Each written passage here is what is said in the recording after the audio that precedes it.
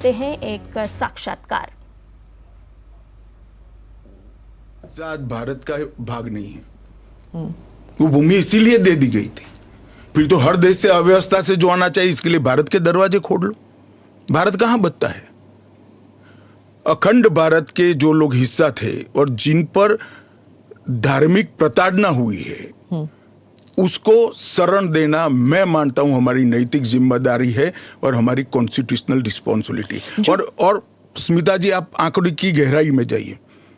जब विभाजन हुआ तब पाकिस्तान में 23% हिंदू थे, हिंदू और सिख थे।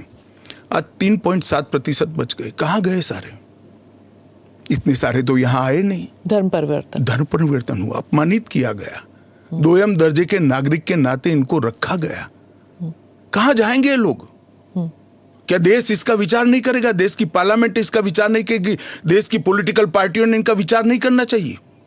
इसमें अहमदी मैं बांग्लादेश भी है। मैं बांग्लादेश की बात करता हूं जी। 1951 में हिंदुओं का प्रतिशत 22% था। मैं 51 की बात कर रहा हूं। बांग्लादेश की 51 के आंकड़े ऊपर हमारे पास है। 2011 की जनगणना में वो 10% रह गए। कहां गए वो लोग?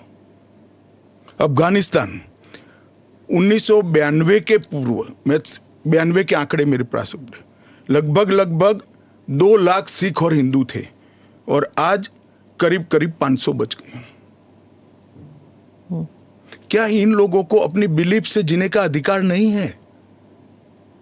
वो जब भारत एक था तब हमारे ही थे, हमारे ही भाई है, हमारी ही बहन है, हमारी ही माता है। अगर यही थ्योरी को आप अपना लो तो पार्टीशन के बाद इतने सारे शरणार्थियों को क्यों लिया?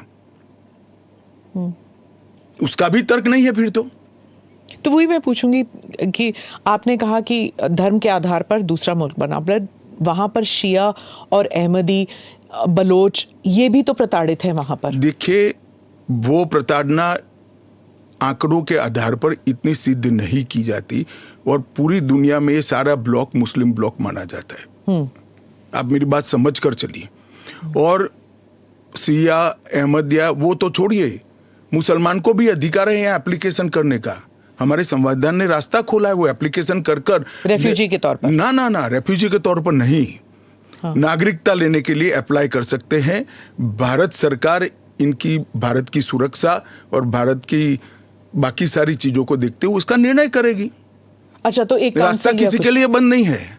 अच्छा। ये स्पेशल एक्ट इसलिए बनाया है कि ये किसी भी वैध डॉक्यूमेंट के बगैर शरण में आए हैं, बॉर्डर क्रॉस कर आ गए हैं। तो अब आपने पोर्टल भी खोल दिया है, उसमें वो सारे डिटेल्स करेंगे। वो पोर्टल सुरक्षित है और अगर किसी के पास दस्तावेज नहीं है तो क्या अब वो ना नागरिक है, ना माइग्रेंट है, ना रेफ्यूजी है, क्या बन जाते हैं? देखिए, मैं आपको बताता हूं, जिनके पास दस्तावेज नहीं है इसका रास्ता हम बाद में ढूंढेंगे, परंतु जिनके पास दस्तावेज है वो मेरे एक रफ अंदाज से 85% से ज्यादा है। और कितनी देर लगेगी? क्योंकि उन्हें एक ओथ भी लेना पड़ेगा। हमने कोई समय मर्यादा नहीं रखी है। अच्छा, आराम से सब लोग एप्लीकेशन करें। मैं सबको अपील करता हूं, आप आराम से करिए। ये एप्लीकेशन देश की सभी भाषाओं में है। आपकी भाषा में आप डाउनलोड कर सकते हो, एप्लीकेशन कर सकते हो और आपकी समय की अनुकूलता से भारत सरकार आपको इंटरव्यू के लिए बुलाएगी और डॉक्यूमेंट की ऑडिट के लिए बुलाएगी। और वो फेस टू फेस इंटरव्यू होगा या फिर? फेस टू फेस होगा। Face to face original document लेकर आना पड़ेगा। और अगर वो सेकंड जनरेशन रेफ्यूजीज है, मतलब अगर उनके बच्चे हो गए हिंदुस्तान में, 15 अगस्त 1947 से लेकर 31 दिसंबर 2014 तक जो भी आए हैं वो और उनके बच्चों का भारत में स्वागत है। ठीक, मैं आपके आलोचक के जो कमेंट्स हैं उनको पढ़ती हूँ और आप बताइए। जो दिल्ली के चीफ मिनिस्टर हैं वो कहते हैं, वो सवाल उठा रहे हैं। उन्होंने कहा कि ये जो अंधाधुंध लोग आएंगे, बीजेपी उन्हें नागरिकता देगी, उससे थेफ्ट, रॉबरीज, रेप बढ़ जाएगा। दिल्ली के मुख्यमंत्री अपने भ्रष्टाचार के उजागर होने से अपना आपा खो बैठे हैं। उनको मालूम नहीं है कि सारे लोग आ चुके हैं। आज भारत में ही रह रहे हैं। सिर्फ इनको अधिकार नहीं मिला है, वो अधिकार देने की बात है।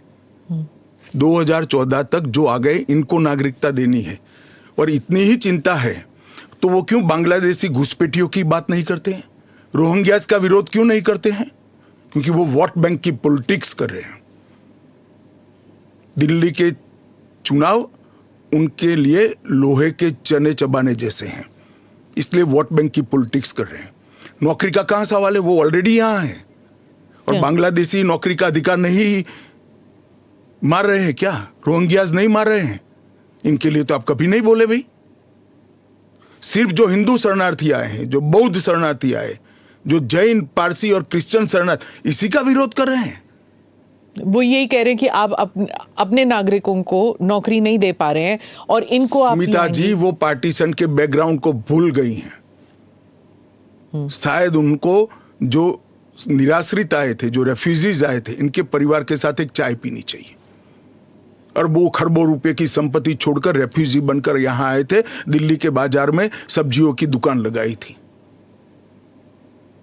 मोदी जी ने विभाजन की विभीषिका का दिन मनाकर उसको हिस्ट्री का हिस्सा बनाया है। इन लोगों के मन में संवेदना नहीं है, वो समझते नहीं है वहां धर्म के आधार पर इनके परिवार की महिलाओं का गौरव छीना जाए, अपमानित किया जाए, क्या करेंगे वो? इनकी वेदना हम भी नहीं सुनेंगे।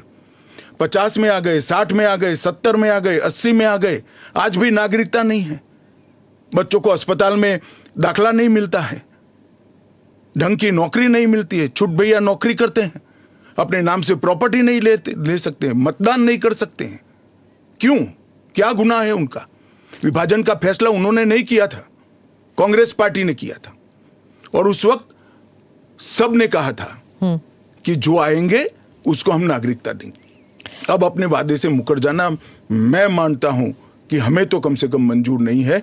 इनकी संवेदनाओं को भारतीय जनता पार्टी भी महसूस करती है, इस देश के प्रधानमंत्री भी महसूस करते हैं, और हम मानते हैं कि इनकी ये 75 साल की वेदनाओं का अंत कभी न कभी आना चाहिए, और ये चुनाव के पहले आ जाए वो ठीक है। ममता बनर्जी पे आती हूँ।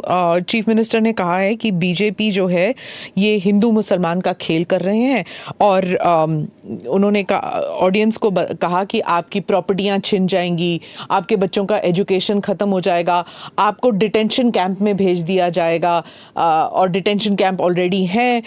तो ये सीए के जरिए 15 से लेके 20 लाख लोगों की सिटीजनशिप छीन ली जाएगी। देखिए, मैं ममता जी को करबद्ध निवेदन आपके इस कार्यक्रम के माध्यम से करना चाहता हूं। पॉलिटिक्स करने के हजारों मंच है, प्लीज बांग्लादेश से आए हुए बंगाली हिंदुओं का अहित मत करिए।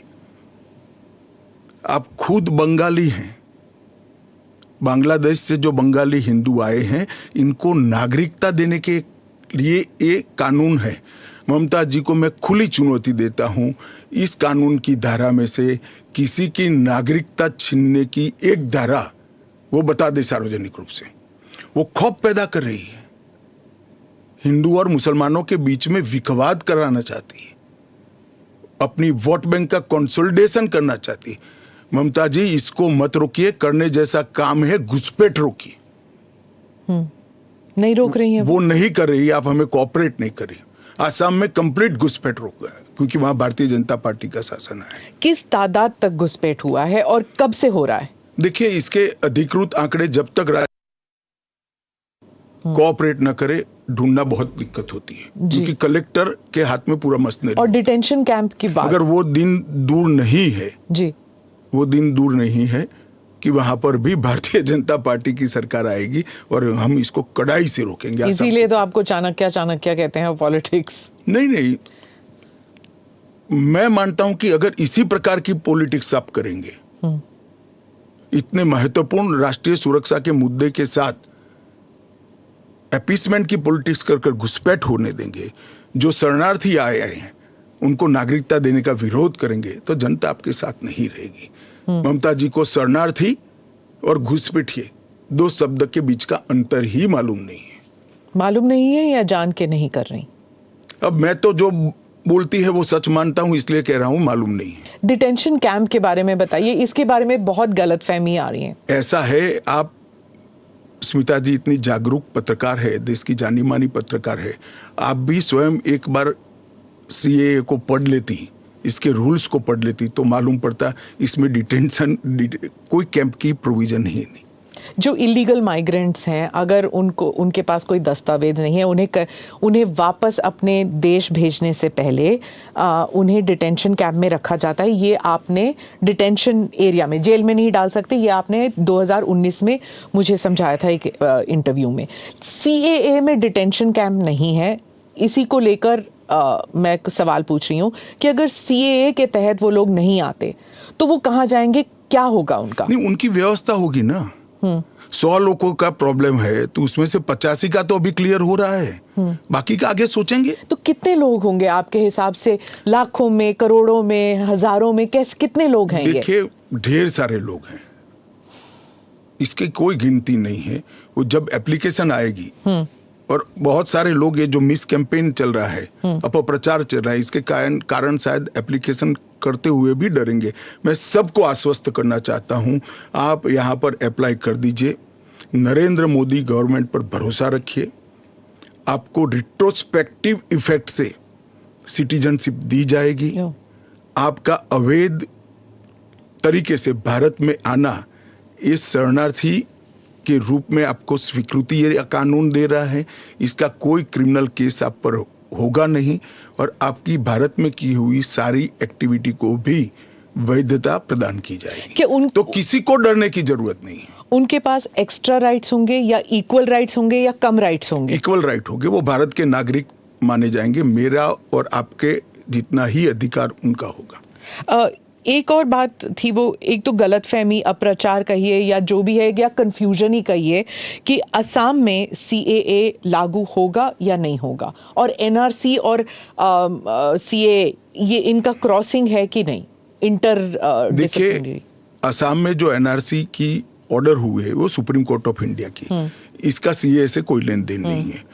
आसाम नहीं, देश के हर हिस्से में सीएए लागू होगा। सिर्फ नॉर्थ ईस्ट के राज्य जहां पर 2 प्रकार के विशेषाधिकार उनको दिए गए हैं, वो विशेषाधिकार के तहत जो राज्य आते हैं उनको ही सीएए नहीं होगा। एक इनर लाइन परमिट का प्रोविजन है, और संविधान की 6ठी अनुसूची में शामिल जनजातीय क्षेत्र है। हाँ, वो जो 6 शेड्यूल में वो असम के कुछ, जम्मू कश्मीर के कुछ इलाके, राजस्थान के कुछ इलाके, हिमाचल के कुछ इलाके आते हैं उसमें। वहाँ नहीं लागू होगा, बाकी सब जगह लागू हो जाए। पर लोग नहीं जानते ना, क्योंकि कुछ साल वो यहाँ हैं, कुछ साल, और जो ट्राइबल इलाके हैं उनका जो कॉम्पोजिशन है वो बदलेगा नहीं सीएए की वजह से? जरा भी नहीं बदलेगा। ट्राइबल कॉम्पोजिशन और उनके अधिकार को हम जरा भी डाइल्यूट नहीं कर रहे हैं। हमने एक्ट में ही प्रोविजन कर दिया है कि जहां पर भी इनर लाइन परमिट है और जहां संविधान की 6ठी सूची में जो क्षेत्र शामिल किए गए हैं, इन पर वहां पर सीएए नहीं लागू होगा, और वहां के एड्रेस वाला एप्लीकेशन भी ऐप में अपलोड ही नहीं होता है। तो लागू होने का सवाल ही नहीं आता है, और एक्ट में ही प्रोविजन है, मगर हमने एप्लीकेशन में भी वो एरिया को एक्सक्लूड कर दिया है। कोई अप्लाई करेगा भी वो वहां से तो नहीं, ऐप ही नहीं खुलेगा।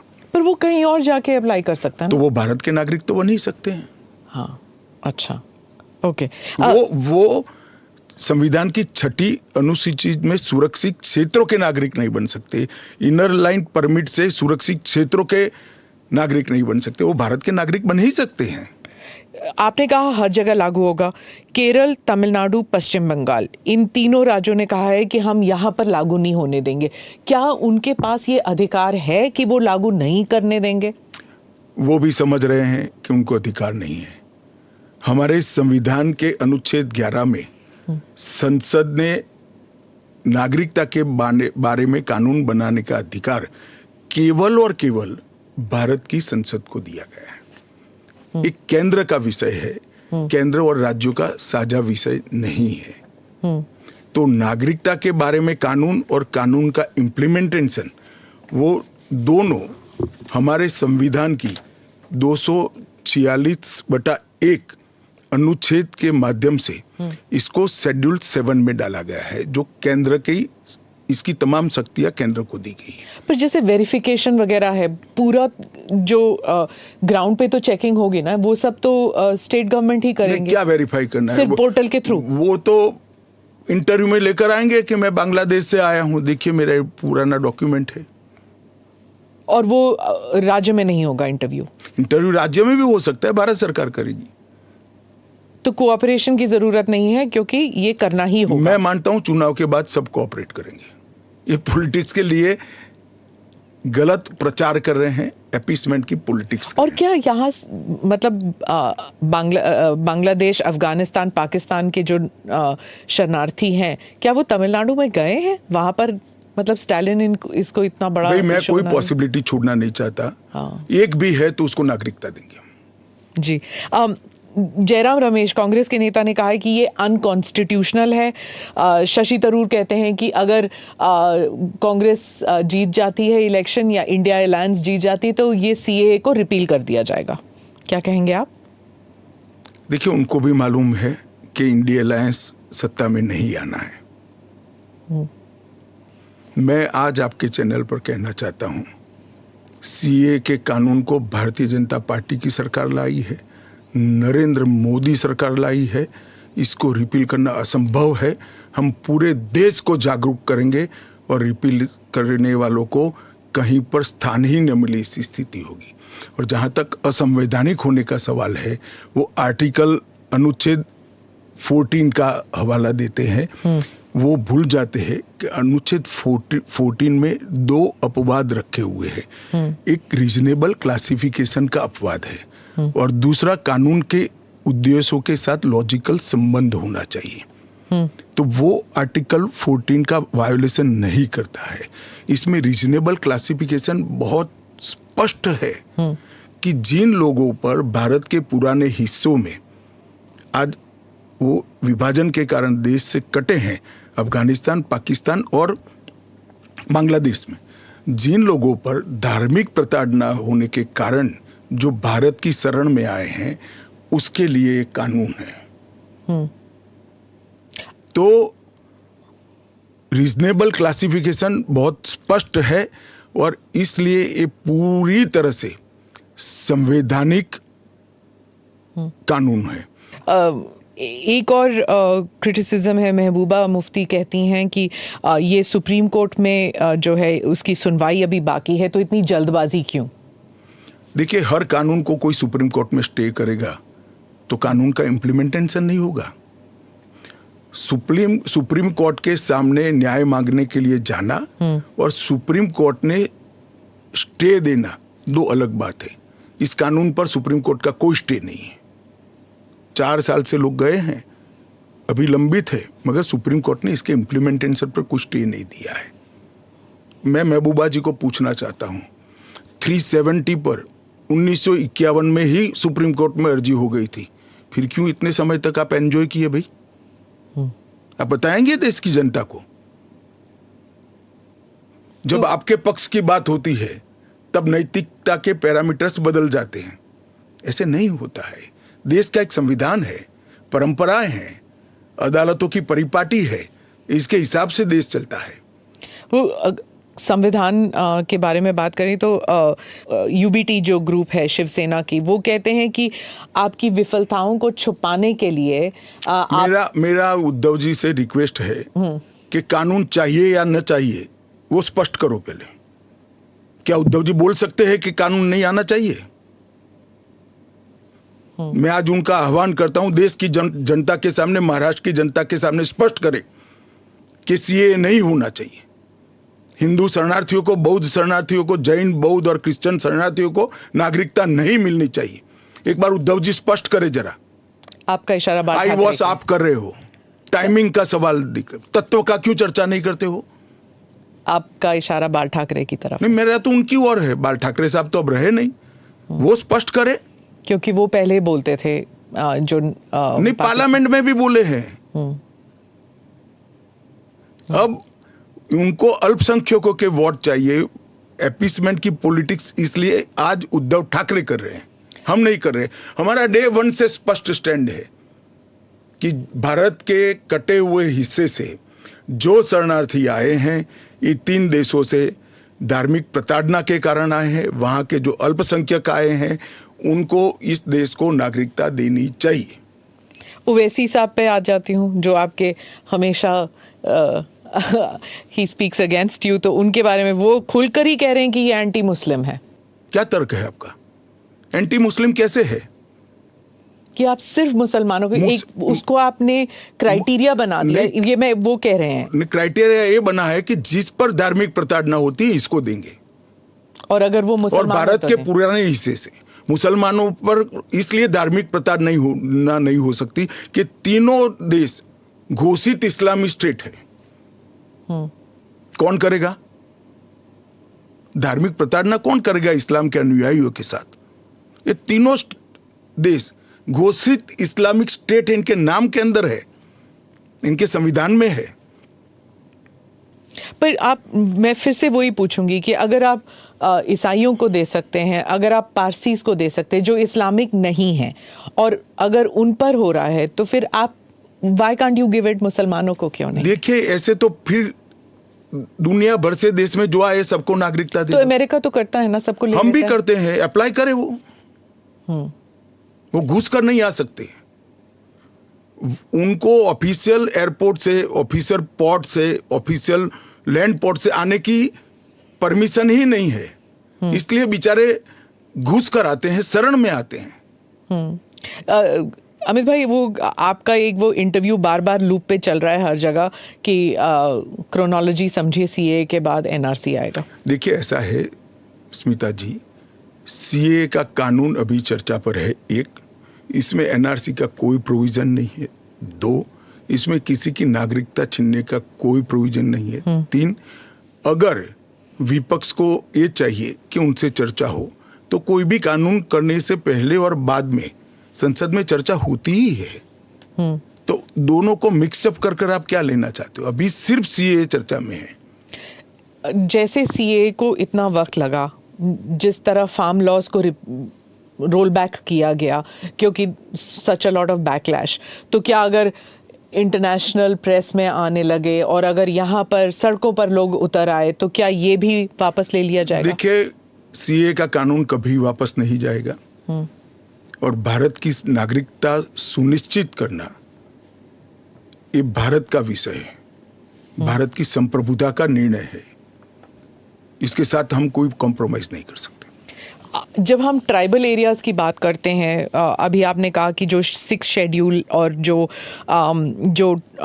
काउंसिल्स, ट्राइबल काउंसिल्स का एरिया था, वहाँ पर ये ऑटोनोमस काउंसिल्स जहाँ पर हैं वहाँ पर नहीं होगा, लागू नहीं होगा।